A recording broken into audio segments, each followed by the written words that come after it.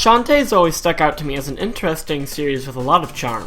If you're unfamiliar, the series stars the eponymous Half-Genie with magical lethal hair and belly dancing powers that transform her into different animals, and follows her adventures of protecting Sequin Land from her nemesis, the pirate Risky Boots.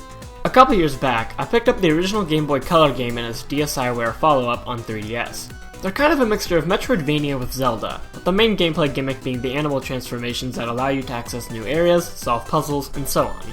Admittedly, neither of these games are exactly top tier in what they're trying to do, with the first game hampered by the Game Boy Color's limitations and the second one being too short. But for all these games lacked, for me and many others, what makes them special is the charm of the art design, the characters, the incredible music, and the writing. The world the Shantae series takes place in has such a unique style, with everything from genies to pirates to friendly zombies.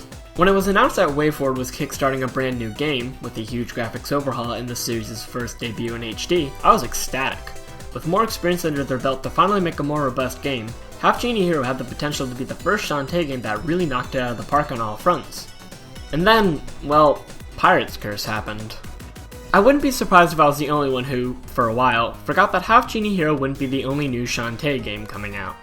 There would also be the third game in the series, following up immediately where Risky's Revenge left off, releasing on the 3DS eShop. Hype for this game felt more muted, at least personally, after being shown how amazing Shantae could look in HD, but I was nevertheless excited to play it. What I didn't expect, however, is that Pirate's Curse ended up being the best Shantae game thus far by a long shot. It had more charm in its characters and world than before, the soundtrack was easily the best yet, and the better hardware allowed for a pretty nice upgrade in art for Risky's Revenge.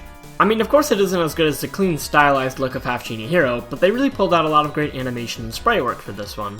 What really made Pirate's Curse so good, though, are the changes to gameplay. First off, it's worth mentioning that the world in this game is the biggest the series had seen by this point. Pirate's Curse fully embraces the Metroidvania side of its roots, and exploring is an absolute blast. Dungeons in this game are expanded upon, and they all feel pretty tight, with both Metroid-esque exploration and Zelda-esque combat and puzzles. The biggest and most important change, however, comes in the items and power-ups you get. Spoilers for Risky's Revenge, but at the end of the game, Shantae loses her genie powers and becomes human. Since Pirate's Curse directly continues from said game, it's the first game in the series that doesn't allow Shantae to use her signature transformation dances. Of course, this had me worried going in. One of the series' special mechanics just suddenly gone? Will they take away too much from what makes Shantae unique? Well, the trade-off was actually worth it. Rather than animal transformations that give you new ways to explore, you get the pirate weapons. At the click of a single button, these items give you different abilities that offer applications for puzzles, combat, and platforming. In hindsight, the transformations were cool and unique, but really inefficient. Even with Risky's Revenge simplifying it to one button, you still had to stop dead in your tracks and wait for the right cue, then transform, then go back through the whole process for every roadblock. The pirate weapons, with no additional waiting or animations, keep the momentum going. You can also easily combine these items to create really fun and useful ways to speed up travel across the overworld. I'm not a speedrunner by any stretch of the imagination, but this game is absolutely built for it. The pirate weapons help you access new shortcuts, grab upgrades with ease, and as already mentioned, keep up the pace. There's even a mode unlocked after beating the game that starts you with all of them, so you can take advantage of all those shortcuts and blaze through the adventure faster than ever. Pirate's Curse established a really nice fluidity to the gameplay that honestly wasn't there before, at least not like this. Don't get me wrong, I still like the other games, but this hit that Metroidvania sweet spot just right for me, and being a huge Metroid fan, it really made an impression. Pirate's Curse isn't perfect by any means, but it's a really fantastic game I feel I can recommend without any major hitches. So after that, it was a little hard not to be more cautious of Half-Genie Hero. I wasn't concerned about its presentation, or even its charm, but what we knew about the gameplay worried me a little. Being a backer, I played the early access demo of it, and while I definitely enjoyed it, the level design felt more linear, especially with the world being split into levels, and the gameplay a little slower. The major contributor to the latter is the elephant in the room, the returning transformations. On one hand, I'm glad to see them back because they look better than ever and they're a classic mechanic of the first two games. On the other hand, I'm immediately reminded that I have to stop and take a moment to perform the transformation just to get past one part. I was not even taking into account some of the controls for these transformations not being quite as smooth as a double jump or a hat parachute. Pirate's Curse kinda put Half-Genie Hero in a weird place. After setting a benchmark for how solid of a Metroidvania Shantae could be, Half-Genie Hero returns to the more platforming-focused roots of the series. I couldn't help but be worried that Wayforward might have stuck themselves by trying to reboot the classic gameplay after Pirate's Curse blazed new trails. Well, after finally figuring out where to find my backer code, I jumped into Half-Genie Hero. Of course, I was still excited for the game, but I knew I'd have to temper my expectations a little and see where the game would go, and if it worked out. Now, having played 100% of Half-Genie Hero, I can say that it both affirmed and eased my worries. Wayforward did a lot of work to make older aspects of the series shine brighter when brought back here. It's true, to transform you still have to pause and wait, but at the same time, it's way faster and more convenient than before. Not to mention, there's a much larger variety of transformations this time, old and new, with some extra optional dances to boot. Utilizing the transformations isn't as smooth as the pirate tools, but they have a lot of utility and movement, none showing this more than both of the flying transformations. It's kind of ridiculous how good these are, like you can skip over entire levels using them correctly. This added utility really works out, because this game, like its predecessors, has backtracking. Most of the time it's optional, but I never found it to be too bad anyway. If you're exploring for item completion, you can always come back later once you have the more mobile transformations. However, this does tie back to my worries about linearity. While this game does have exploration and encourages replay, the level design is much more akin to the linearity of classic platformers. It's a weird mesh of the concepts of Metroidvania with the level design of platformers like Mega Man. It definitely doesn't always work, especially when it goes back to level design I think was better off being forgotten. That brings up something else I noticed while playing this game, the difficulty. Shantae's never been known as a really hard series, usually leaning on the easier side of things, but I found this game to be surprisingly harder than I expected. After thinking on it a little bit, I realized that this is a result of the level design focusing more on a retro platformer inspiration.